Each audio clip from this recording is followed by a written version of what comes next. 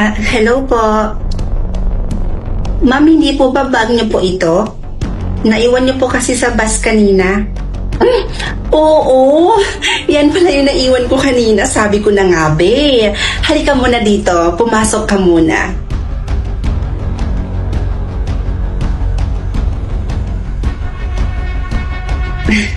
Baka nagugutom ka. Gusto mo ba ipaghanda kita ng makakain? May mga niluto pa ako dyan, kakaluto ko lang. Ay, huwag na po kayong mag-abala, ma'am. Okay lang po ako. Hindi naman po ako nagugutom. Alam mo, ang swerte ko. Napakapalad kong tao dahil ikaw ang nakakita ng bag ko na yan. Alam mo, wala talaga akong masasabi sa'yo, kundi ang bait-bait mo. Sa totoo po niyan, ma'am, tinuruan po talaga kasi kami ng mga magulang po namin na kapag hindi po sa amin yung bagay, ipabalik po namin ito sa totoong may-ari. Ang swerte talaga ng mga magulang nyo sa inyo. Ako naman, yung mga anak ko, nasa abroad na sila lahat. Kaya madalas, nalulungkot ako dito. Huwag po kayo mag-aalala, ma'am. Kapag hindi po ako busy, bibisita po ako dito sa inyo. Malapit naman po yung bahay namin dito eh. Talaga ba? Last week, nawala si Agatha. Tapos kahapon si Joyce. Hindi ka ba nagtataka, Karen, kung bakit isa-isa tayong nawawala? Simula nung makilala mo yung Lucy na yan, yung bago mong best friend, siguro na-obsess na talaga sa'yo yung babaeng yan. Ayaw na siguro may ibang umaligid sa'yo, kaya isa-isa na tayong tinutsugi. Sana ma-realize mo yun, Karen. Oy, bes ha, sumusobra ka na. Pagbibintang na yung ginagawa mo, nananahimik naman si Ma'am Lucy. Isa pa, ang bait kaya ng taong yun. Kaya hindi niya talaga deserve tong pagbibintang na to. Oh, dito na pala. Bes, ibaba mo na ako dyan. Karen? Kanina pa kita hinihintay. Alam mo, ipinagluto kita ng paborito mong ulam. Kapag ako na ang nawala, yun na yung sign na totoo lahat ng sinasabi ko sa'yo. Alis na ako.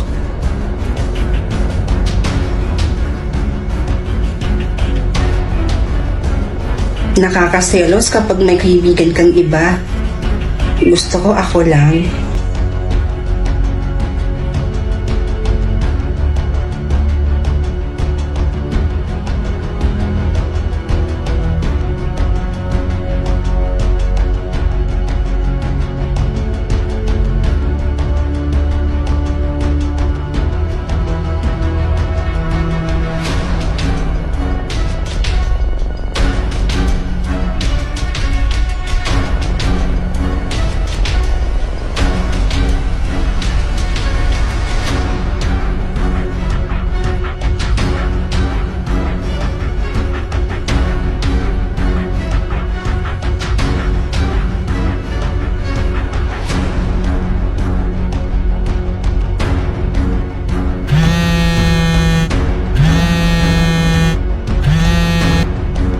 Hello po, tita?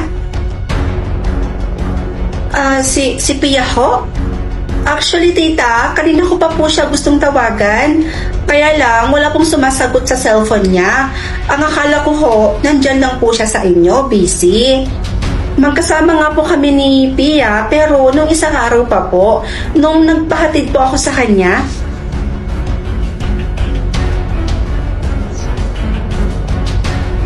Po?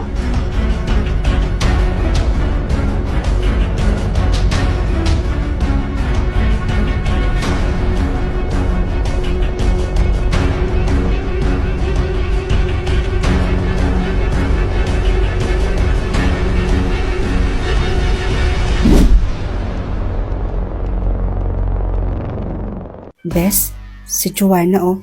Ha? Si Joanna pupunta rito. Hoy, Ina. Joanna, bakit ka nandito? Ina, mag-usap nga tayo. Nandito ka na naman ba para awayin ako? para sisihin ako kung bakit ka napagalitan ni ma'am, kung bakit hindi ka nakasagot sa recitation natin kanina, at kung bakit ako yung mismo sumagot sa tanong ni ma'am sa'yo. Joanna, please lang. Tantanan mo na ako. Gusto ko na makapag-focus. Kaya please lang, tigilan mo na ako, parang awa mo na. Ang OA ng reaction ha? Ang daming sinabi. Hindi naman ako pumunta dito para awayin ka. So, hindi ka pumunta dito para awayin ako? Pumunta na naman ako dito para sabihin sa'yo na makikipagsundo na ako sa'yo. Natitigilan na kita? At kahit kailan, hindi na kita aawayin pa. Totoo ba? Wait lang. Gagawin ko lang yon sa isang kondisyon. Kondisyon? Ano namang kondisyon yon, Joanna? Simple lang. Nakita ko kayo ng mga kaibigan mo na naglo-lotion. Nakita ko yung lotion na gamit mo is sobrang ganda at nagustuhan din yun ng boyfriend ko. At pinapatanong niya sa akin kung saan daw ba pwedeng makabili ng ganyang lotion. Ano?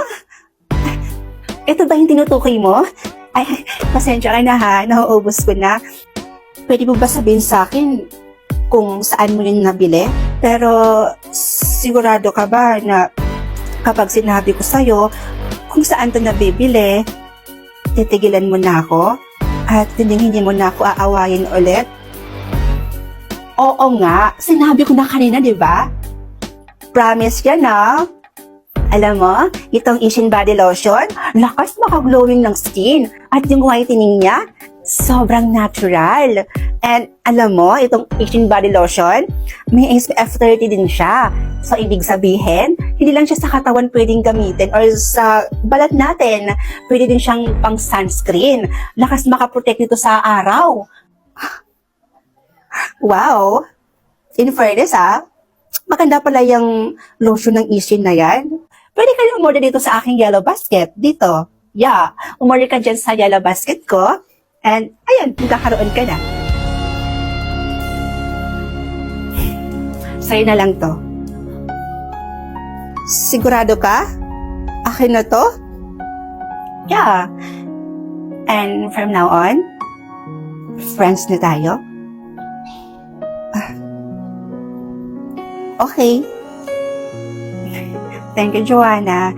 Sige, nalis na ako. May tatapusin pa kasi kami. Sige. Bye!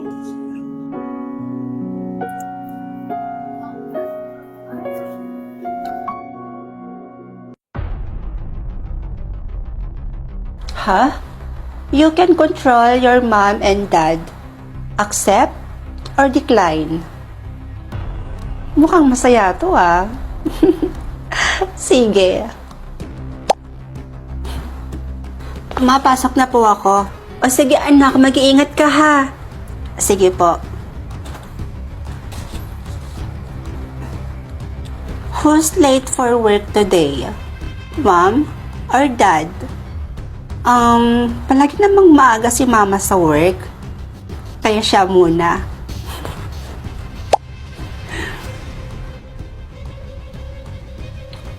Who will skip lunch? Mom or dad? Oo nga pala. Diet naman si mama ngayon. Kaya siya na lang.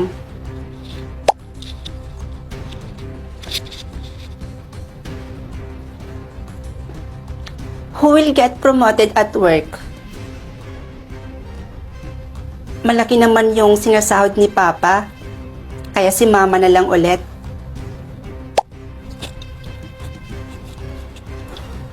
Uy, Bes! Bes? Nandito ka pa?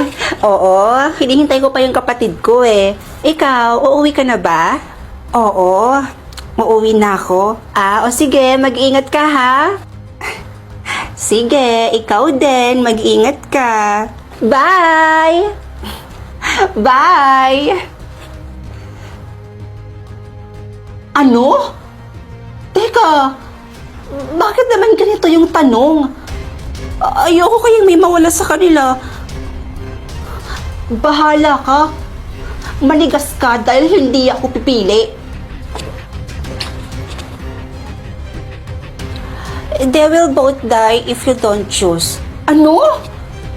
Grabe naman yan. Napaka-hassle naman. Ayokong may mawala sa kanila. Pero sa pagkakataong ito, kailangan kong mamili kung sino yung ililigtas ko.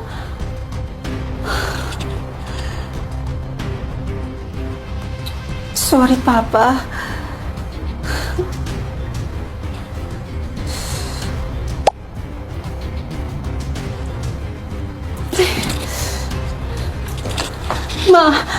Ma, nasan po si Papa? Ayun yung Papa mo, nanonood ng Batang Quiapo. Thanks God. Akala ko nagkatotoo. O sige, daada ka. Alis mo na ako. Teka ma, saan po kayo pupunta? Namatay kasi yung dati nating driver, anak. Oh?